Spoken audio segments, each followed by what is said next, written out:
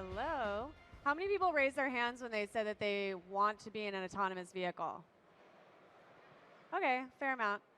So much of the reporting I've done is focused on the technical challenges of safely and efficiently getting people in autonomous vehicles from point A to point B.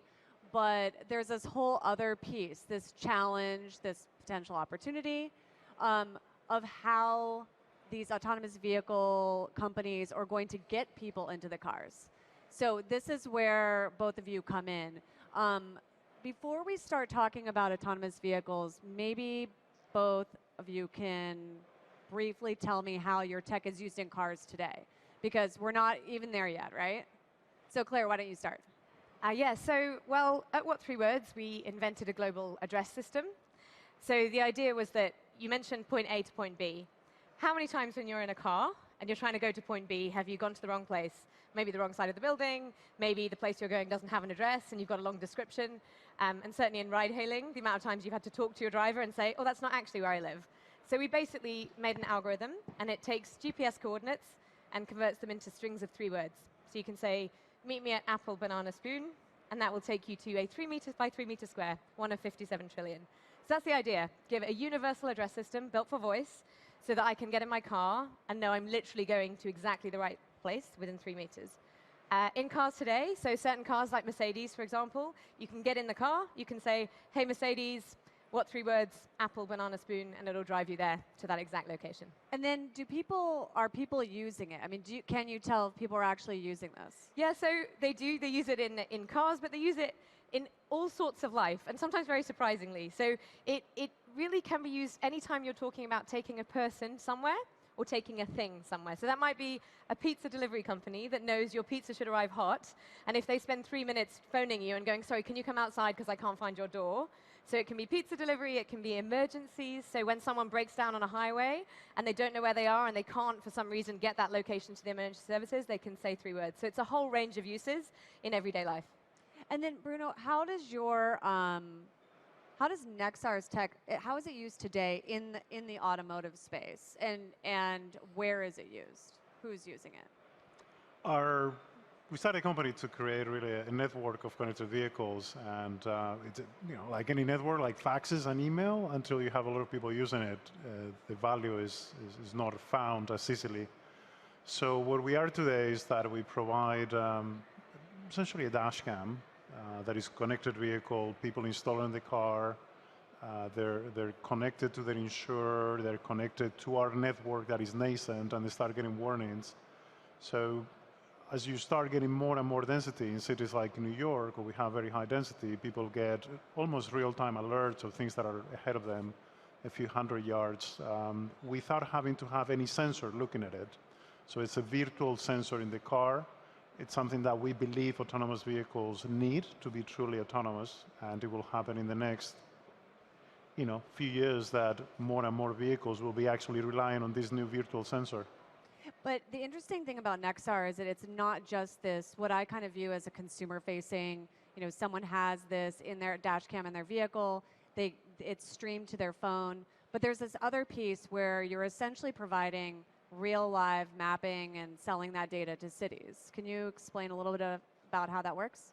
Yeah, so it's part of the same. It just happens to be that my expectation as a consumer is that I want to get an alert that is meaningful to me, which means if it's not happening right now in the next 200, 300 meters and is fresh, it means that it's a few seconds old. I'm not interested in it.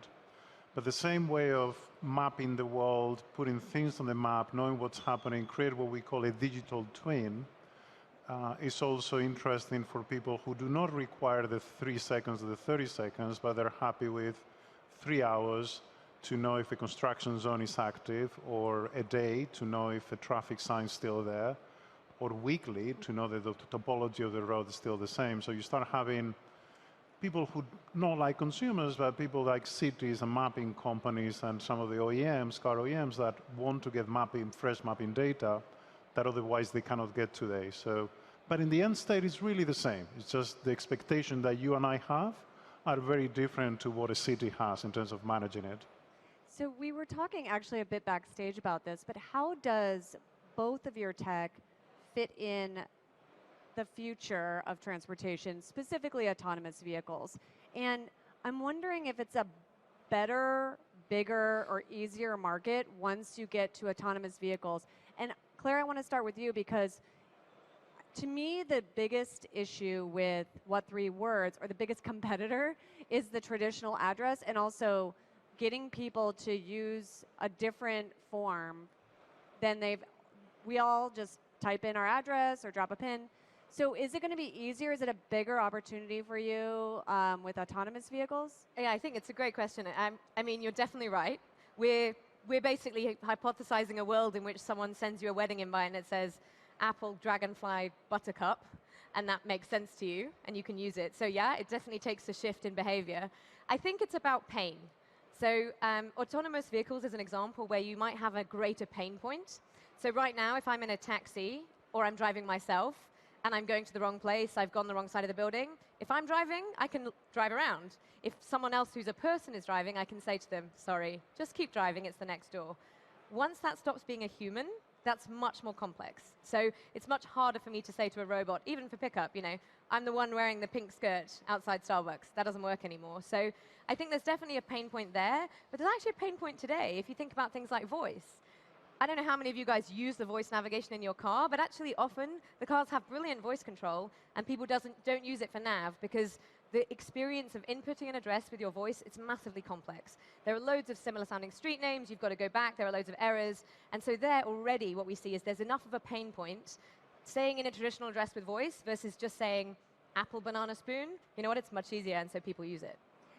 There is one place, though, where I've heard that voice has already, essentially leapfrogged Europe and the US, and that's China. So in your view, based on what you've told me before, and you should explain it to everyone here, I mean, are they way ahead in terms of voice and this application? Are they more prepared to get people in autonomous vehicles? I think, yeah, I mean, you're absolutely on it with voice. I mean, you walk around and in China, people are talking to their phones all the time, and they're talking to their cars. And this means that it's self-fulfilling, right? Once you've got loads of people using voice control, you get better data, you can improve it, it gets better, more people use it. So you have this flywheel. And you see that with voice, and you see it with autonomy too. I think you can see consumer adoption of new technology. And if you don't spend time in China, I think in the West, we can always think, we have these great innovations in Silicon Valley and increasingly London and Berlin, but we export them to the rest of the world. You go to China and you see how naturally people are using voice, how naturally they're talking to their cars, how in China, cars aren't necessarily being designed to drive really long distances and to go really fast. Often what they're doing is saying, you're going to sit in traffic a lot, so let's give you an incredible user experience. And so I do think they're way ahead on user experience. And I think at the beginning you talked about getting that behavior change. A lot of that is about ease and trust.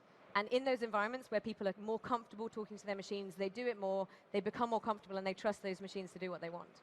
So, Bruno, how does Nexar fit in then with AVs? I mean, is it a bigger opportunity for you, or is it is today level 2, meaning advanced driver assistance systems, a better opportunity for you, or does it matter?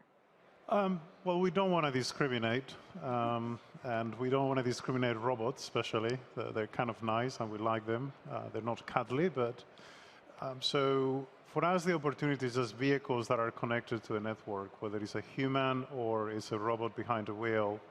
It really does not make much of a difference, because essentially the way that we think about it is, are you producing information because you see in the world, you have eyes in the world, and you're sending that up, or are you consuming information? Now, it's true that a robot can act in a much better way than a human being can. It's faster, it's more predictable, it doesn't get distracted. So a warning to a robot is not just a warning, it's actually a signal that may change an outcome. Whereas we know that for some of our drivers, we give them warnings and they go like, that's annoying. I don't want to be annoyed. We know the use case of Mobileye in Israel, that people put little credit cards to block the lens because they don't want to be bothered with the constant warnings. But in the end, I say, no discrimination is the same. It's the best strategy. A car. So as long as it's just a vehicle. And actually, at some point, it's not just a car. It's any mobility device, whether it's a scooter, whether it's a bicycle. Eventually, it could even be a pedestrian that is equipped with some sensor that's saying, this is where I am. All we care about is that people can produce data that tell, this is where I am on the road. And then I can disseminate that data to everybody else around me. That's essentially the magic that you need to bring in the future. Cars will always have a range problem. Any sensor, camera, LiDAR, radar, any sensor you put in the car will be limited in range. So how do you deal with, you're making a turn, there's a pedestrian crossing, you didn't see it because there was a truck on the way, and suddenly you come to 0.5 meters to a meter distance of the pedestrian, and you hit it because it was impossible to predict that. So either you change the AV rules to drive really slow, which means there will be congestion everywhere, or you give those cars in the future a sensor that is virtual in nature, which is why the value increases. But at the end of the day, again, we do not discriminate. What is your, and Claire, I want to follow up with you right afterwards, but what is your saturation now? I mean, how prolific is Nexar? Where is it being used? So we mostly focus in the United States. We are, since we provide, at the end of the day, a dash cam that is actionable. And people love to buy dash cams today.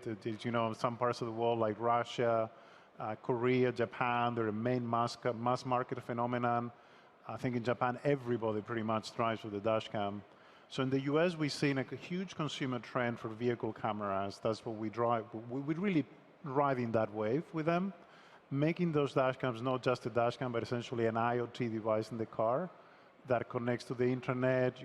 You don't need to do anything with it. It just magically works. And because of that, we managed to get thousands of new users per week. Right now, we've done so far 700 million miles of driving. It's probably, and these are not just miles that we've seen. These are miles for which we have video and image data. That means today we are actually driving daily about 2 million miles. Just to put that in context, that's half of the paved roads in the United States. So think of a street view that happens once every few years. We're doing street view once a day. I have all sorts of privacy questions for you, but I want to get to Claire for a moment. So I know that you have relationships with Jaguar Land Rover, Mercedes, right? So is your focus right now actually more on passenger cars today and just getting people used to it? Or are you jumping ahead, like you talked about a moment ago, where maybe the interaction once you're in an autonomous vehicle will be easier because people won't have a human to talk to, they'll have to use something. So what's the strategy over at What3Words in terms of automotive? It's both traditional automotive. In reality, the cars in the next few years that are going to be on the road are going to be cars where we're driving. So a lot of our focus is now, because this is a piece of software. It's a piece of software you can send over the air to a car that you're currently driving. You can build it in very quickly. This has certainly been an interesting shift that OEMs have started to actually build things in quickly. For a long time, software that could be built in a matter of weeks wasn't being, but that's certainly changed. So a big focus is definitely cars on the road today. But the other thing is that more around mobility and how people are moving, and ride-hailing being a really important part of that. So we're live in various ride-hailing apps because, again, as a consumer, I probably get angrier when someone else is driving me to the wrong place and I've paid for that trip than if it's my fault and I'm driving, right?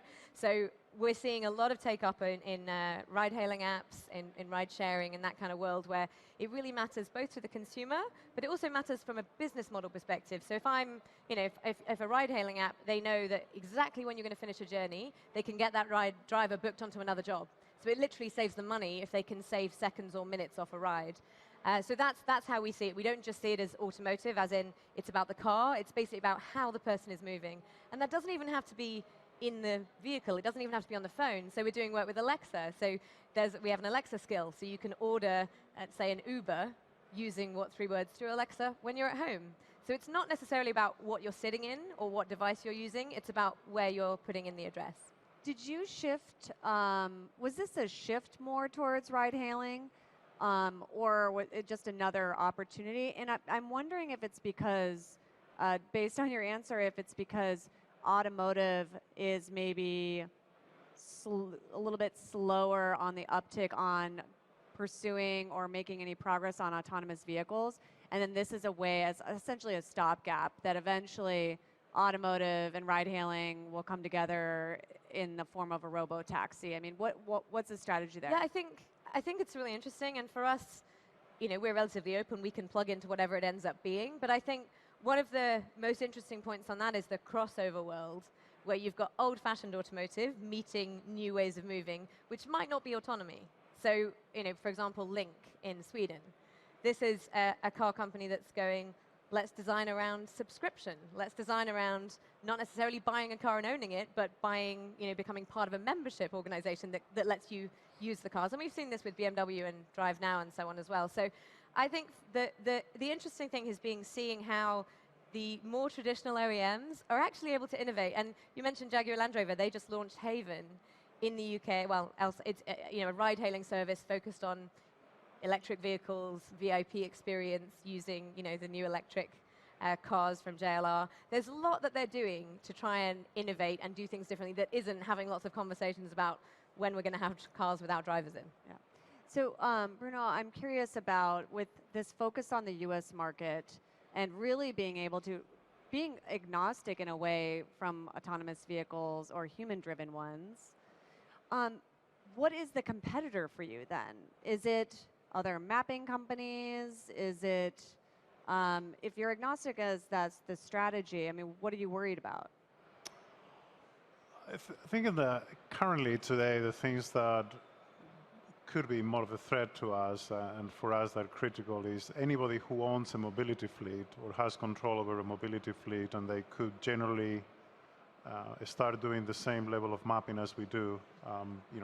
I think it will be really hard for them because we have a head start of 5 years doing it.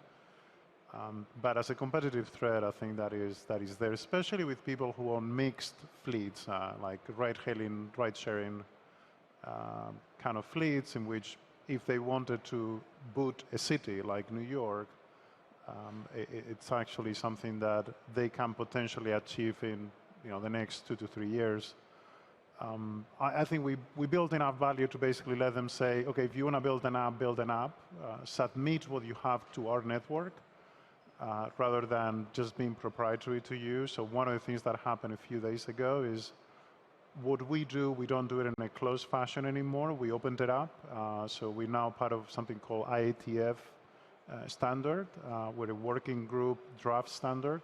This is with AT&T and Cisco? Is this right, that's right. So Cisco is one of the authors on the paper, and we're working with AT&T also supporting the standard to make sure that we have something that is not proprietary to us, that anybody can contribute to both publish and subscribe to the network. So back to, suppose that I'm Uber or Lyft, and I want to achieve similar results to what we have, rather than competing with Nexar, I can start publishing data to Nexar and consuming data from Nexar, operated by AT&T, operated by Verizon, operated by T-Mobile. I don't care at that point.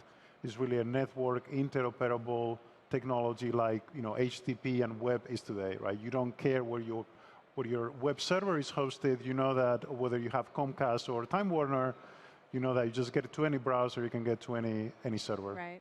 So does that mean that as far as you know, Uber and Lyft are essentially also investing heavily in mapping for not just building out their network now, but with this eye towards autonomous vehicles? I mean, so the way this standard would work, if I understand that correctly, does it mean that you're hoping that Uber and Lyft end up just using what you have because they don't have to worry about proprietary technology? What's the goal with that? Right. So we essentially have put 3 things that already existed together. And I think the idea is to get people to understand we have not reinvented the wheel. It's just a new mashup of standards that existed together. Okay. And for them, it's easier to adopt that than to develop their own. And really, to break it down, it's a little bit at the bottom that allows these messages to go. We give an IPv6 address to every 1 square meter of the world. Then we cluster in a very similar way to what 3 words is doing, the world. They're hexagons instead of squares. We like hexagons. Okay. And then the third one is we found a dictionary to really document what's in that hexagon. And that is not ours. It's actually defined by Berkeley Deep Drive, University of California, Berkeley. So putting those three things together gives the Ubers and the Lyfts and the Junos and who is not, well, no, Juno no longer, but an ability to really put things in that map, right? And that for them is, they're not locked anymore into either their own solution, but also they can start interoperating between them. For example, sharing part of the act space of their supply side. I want to ask about privacy, and what 3 words? It's essentially a layer, but I'm wondering what is the approach or concern or strategy with geolocation data? And I'm assuming, especially depending on the country, it could be an issue. What's the So for us, it was really important that we could create a way for customers, like car companies, to use what 3 words and actually not be worried about having to share data. We're not, we make our money by converting 3-word addresses into GPS coordinates. That's our business model. And so we actually have technology that allows companies to use our tech to convert 3-word addresses into GPS and not share any data, but we're not seeing any personal data. We're really not playing in that space, which has been great because it means actually the adoption's been very quick, because we're not trying to make use of their data, which is quite important to them, and that they can monetize. We're just saying, here's a piece of code that does one thing, takes 3 words, turns them into GPS coordinates. Nexar is a bit of a different beast, which is, and you mentioned it earlier, these are incredibly fresh maps. I mean, we think of Google Street View, and there were privacy concerns that were brought up then. This is right now, essentially, same day. So how are you dealing with that? How are you protecting people who are captured in the video? And what's the approach? So just philosophically, since we set up the company, and ethically, we actually have a few blog posts exactly about this topic, our ethical pledge in terms of how we address privacy. Since the very beginning, we've been both about the imagery being anonymized. So if you look today, even we get a subpoena or a search warrant and it say, give me Kirsten data, we cannot answer that because it's like iCloud. We actually copied the book there from Apple and Tim Cook when the incident happened in California to basically say, we cannot look at the data, at the raw data. And then the process data is fully anonymized in terms of classic things like faces and images, but we also go beyond that to remove dashboards. We look at windshields. Even our research team does hallucination to remove. So there's a kind of neural networks that hallucinate to remove the windshield and artifacts in the windshield so that there's no differential privacy that somebody could apply to reconstruct your whereabouts. And generally in the geostate, I think that's a really important part because at the end of the day, we're trying to create a vehicle-to-vehicle network. So your geostate, if you are talking directly peer-to-peer, which is what previous standards have tried to push, then there is a way for me to lose my privacy because now I can track you or you can track me. We are broker. We're brokering the information so that you never talk directly to me, you talk through a broker. We're essentially a data clearing house for that communication, which is an additional layer of privacy that we bring into the world compared to the current status quo. Well, we have to go. I'm going to ask for a one-word answer. Do you think that the hardest piece of autonomous vehicles, commercial deployment, is going to be the technical piece or the business model, changing the way people, making it a pleasant experience? So the human factor, business model factor, or the technical factor? Claire? Human. I mean, I've been in autonomous vehicles at work. I think this is about humans and how we integrate these into our lives. All right, Bruno, are you going to take the same or opposite view? Or do you know too much? I would actually say either. I'd say at the end of the day, it's risk and it's litigation, liability, policy making, insurance. I think I love autonomous drive vehicles. I love ADAS when you just jump into it. But it's something else. It's our risk as a society for how much we're willing to take. Okay, great. Well, thanks so much for joining us on stage. Thank you.